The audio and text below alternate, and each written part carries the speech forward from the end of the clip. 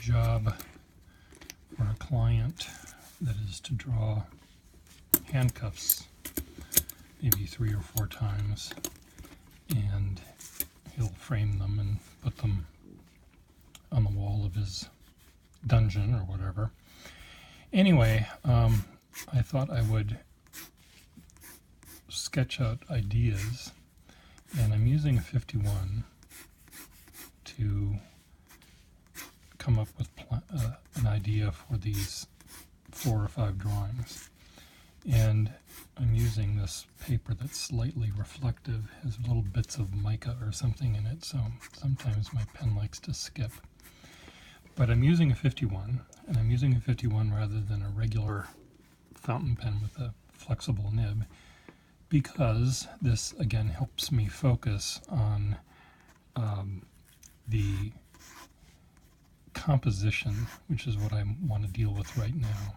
I want to come up with 4 different compositions, or maybe 8. I don't know, I've got more paper here. Enough paper in the house to do a million drawings. I've got a lot of paper, folks. It's true. It's true. So the 51, because of its matter-of-factness, Johnny one note, I'm all about line, not about width of line, but just about a line. It allows me, in a way, to sort of reduce my palette. You know, I'm not drawing with every color in the coloring book, in the Crayola crayon box. I'm just using one color, and that's what, sometimes it's important to have a pen that you do that work with which you do that work. You're planning, and this is a very good pen for that.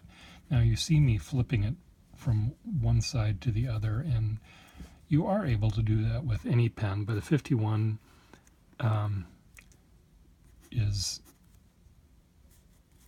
pretty good with that too, and it's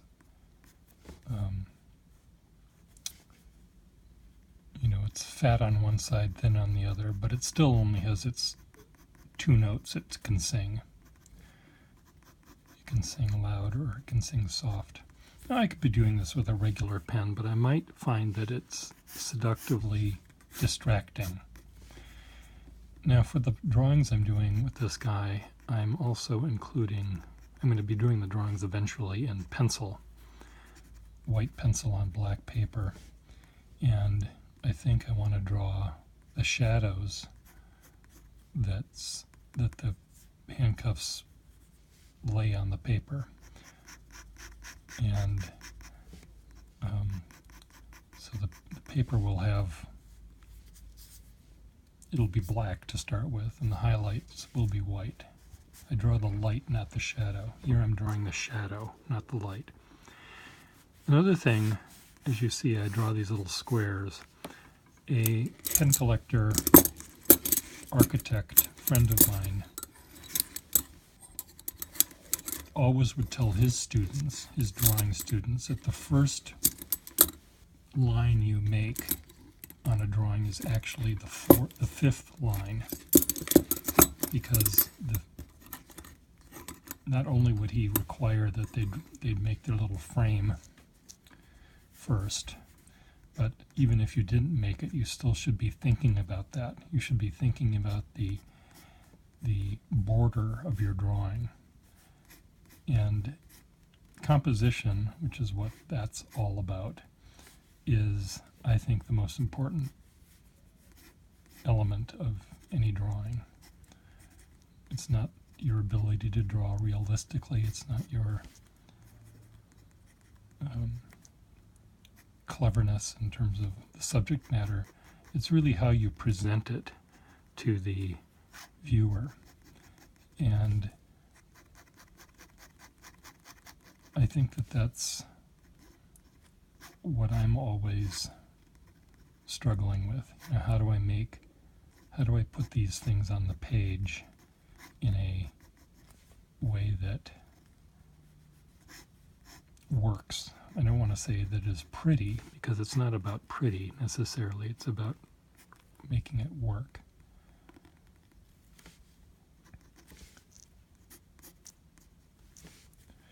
And you do see me again switching from this thick to thin, and the 51, because it has those two notes. If I was using a 51 that didn't have the variety between the top and the bottom half of the nib, I might have finished all my drawings by now, because but this is a little tiny bit seductive. I should not be doing what I'm doing.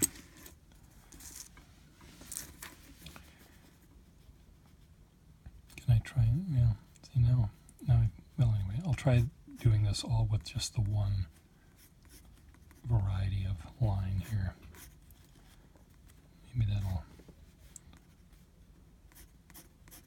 help me think.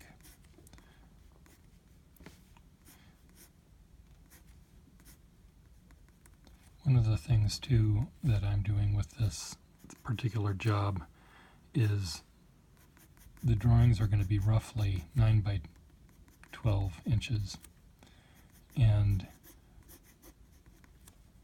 I'm thinking that I want these all to be vertically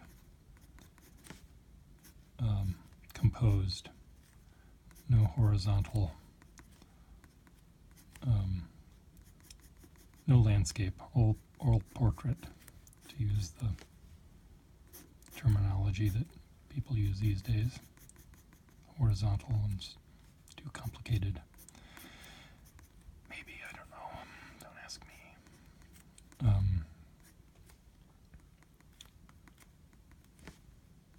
And speaking of composition, what moron in Instagram somehow seems to think that a square is how you should compose things? If I was the President of the United States, I would make a law. Instagram. Or he has other things on his mind that, well, his so-called mind, we'll just call it that. So, again, the 51 is, because of its limited vocabulary, it allows me to come up with designs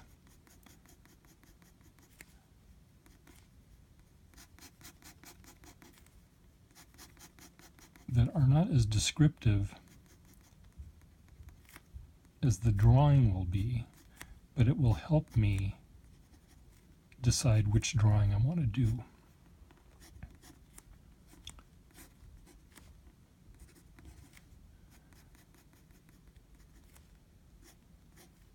You know, I wouldn't, it's very different than sketching. Sketching is I don't know what I'm doing, actually. I am kind of sketching. This is more planning. I'm not really sketching. I'm sketching ideas, yes. I'm not doing finished drawings, yes. But I'm planning compositions. So anyway, that's with a 51. And you can see this one is with the both notes, the quiet and the loud notes being used. These are all with just the loud. And of the four, these are more interesting to look at because of the variety of line work. But what? There's an answer. There's a finish your sentence, Pierre. Finish your thought. Maybe there isn't a other side of that. These are more interesting. So why am I using this pen rather than another one? Again, if I was using a pen that has a full range of in a flexible line, I might end up being, so let's just do a test. This is going to be done with a 51, and the other one will be done with a same image. We'll just do a little test here. We'll do them side by side. So this is with a 51, a two-noted 51. So we've got the fine line,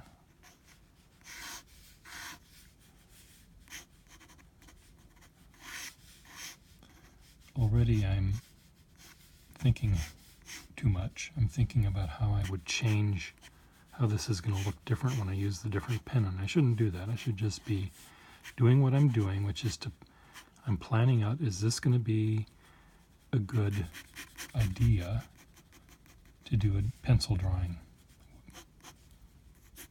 of? And if I was only doing one pair of handcuffs, I might not need to do all of these drawings. Maybe I would just play with the handcuffs and decide which pose looked good and draw it, but I have to do a number of them, and the client will choose 4 from the selection to go together, and it's sort of important to me to know what they're going to look like before I do all of them. And I will certainly draw more than he's going to buy.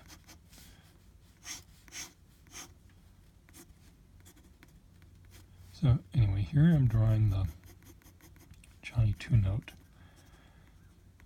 And what I have to do here, I'm noticing as I switch from loud to soft, is it is sort of cramping my style a bit, because I have to turn the pen upside down, which takes time. You can see how much time it takes me to do that. But I have to decide to do that. That's the thing that takes the time. I have to think, okay, am I going to switch gears now or not? And it's that part of it that I don't think I have to necessarily do when I'm drawing with a regular fountain pen that has a flexible line. I just sort of instinctively know to make it thicker, to press down more. I don't have to, because of the gradation, it doesn't get just thick. It gets a little thicker, a little thicker, a little thicker, so that it's a subtle change. It's not just loud or soft. So anyway, that's with the 51. So we'll draw the same pose with a flexible nibbed fountain pen. So here I'm mapping it out in the same way I was doing it before, and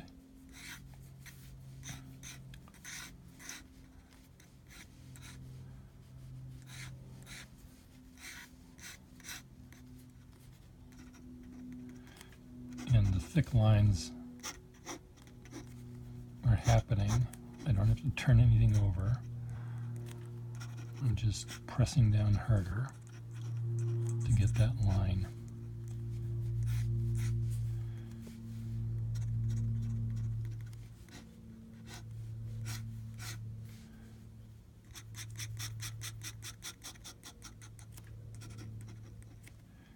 And how do I see this as being different? I don't know. I think I'm self-conscious of what I'm doing. But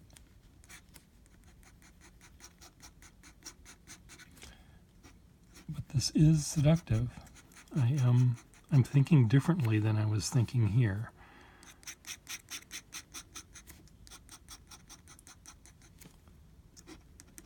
It's just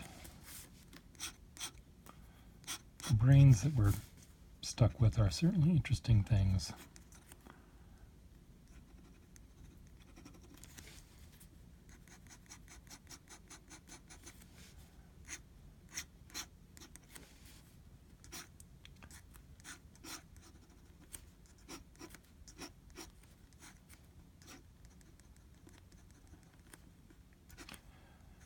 Well, folks, I don't really quite know what I'm doing. Well, what I'm doing, actually, I do know what I'm doing. Right now, I'm drawing this drawing with more detail than I normally would for a sketch. This is turning into a drawing. This is still planning. This is about planning, and this is now turning into rendering. And because of the variety of line I can get, I'm able to want to draw more. Excuse me. And to be more detailed. So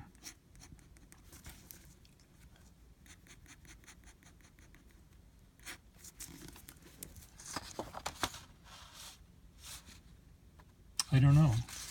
I mean, this one has its charms. I look at this one and I am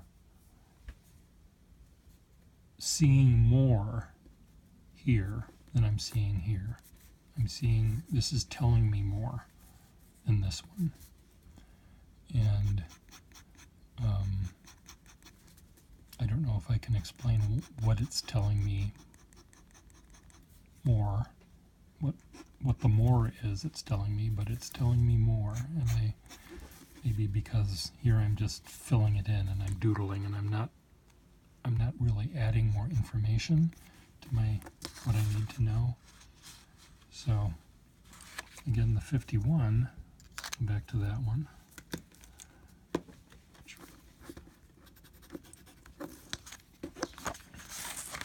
51. Is this the 51 I was using? It is the 51.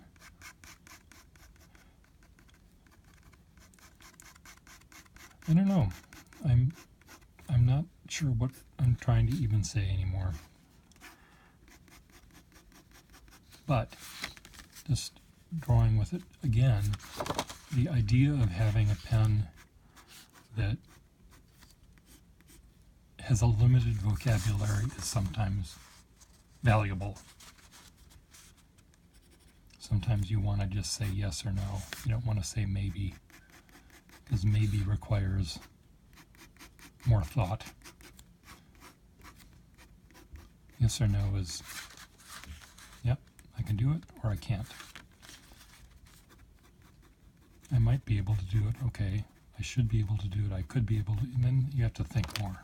Just say yes or no. So this is a yes or no kind of a pen. Sometimes you want a line that is not, it's declarative and definitive, and it says what it says in one width, or in the case of turning it upside down, 2 widths. So back to, I don't know, now I'm thinking about other stuff. I shouldn't do that.